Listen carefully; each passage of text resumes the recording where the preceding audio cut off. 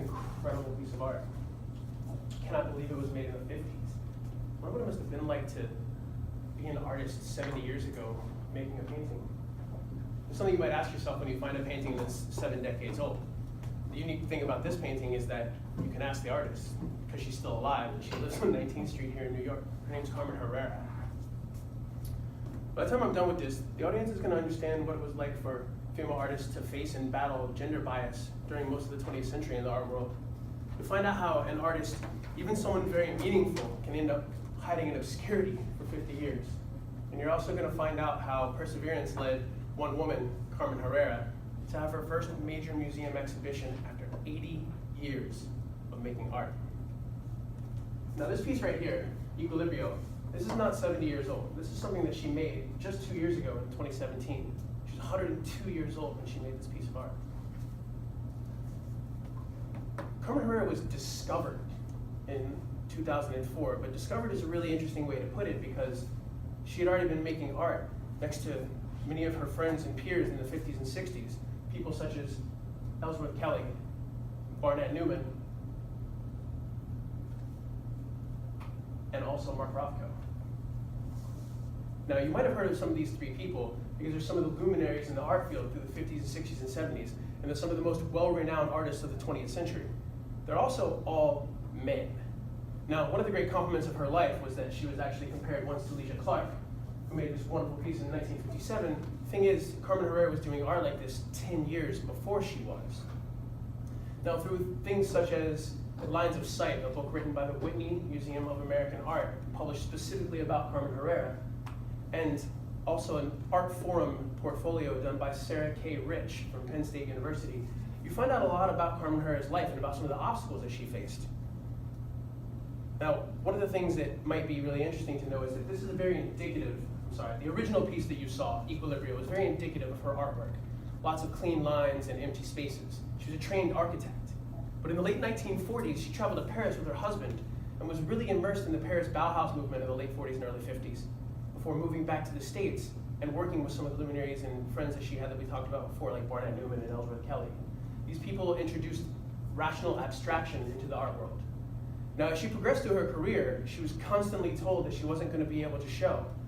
A very renowned gallerist named Rose Freed in the 1950s told her, even though I think your work is better than most of the men, I can't show it just because you're a woman. Really interesting that something like this would happen. Now, as it stands, the 20th century was very much controlled by men in the art world. Women didn't have the opportunity to show, particularly Carmen Herrera. But what you find is that over the course of time, this began to unravel in the late 90s into the 2000s. And we come back around to her being discovered, but she wasn't really discovered. A contemporary artist of hers and a friend that she's had for the last 60 years named Tony Bashara, who just happens to live next door to her on 19th Street, introduced her work in late 2004 to a man named Federico Seve. He happens to run, as a gallerist, the Latin American Museum of Art here in New York City. So you can see that being discovered at such a late age in your life after you influence some of the people that your paintings are compared to is really interesting. Now, according to Alison Clayman, who did a documentary on Carmen Herrera called The 100 Years Show, about her show 2 years ago in the Whitney Museum, one of the biggest obstacles that she faced was that she was a Cuban American. Adding on to the fact that she was a woman, everyone still sees her as being a Cuban American. No one talks about the fact that she's lived in the United States since 1934. She's a citizen. Everyone in the media, in the art world, has continued to portray her as not just an artist.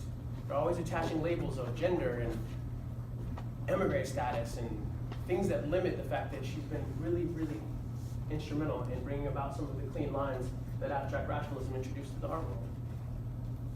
Now, something that you come to realize is that many great artists, Oscar Wilde, Vincent van Gogh, Emily Dickinson, these people weren't even recognized until after they were passed away. Many of them decades after their deaths, before they actually had the chance to be shown in the world and their art to be appreciated and the meaningfulness of it to be taken into account.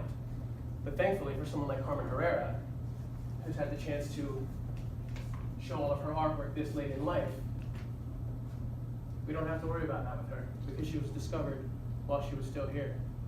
We see that in the 1900s, our world was run by men. And we see that even someone as important and as influential, even though we didn't figure it out until later, as Carmen Herrera, could work for 50 years without even being recognized. But what we also see is that perseverance can allow you to have that show you always dreamed about, even if you're over a century old. Thank you for your time.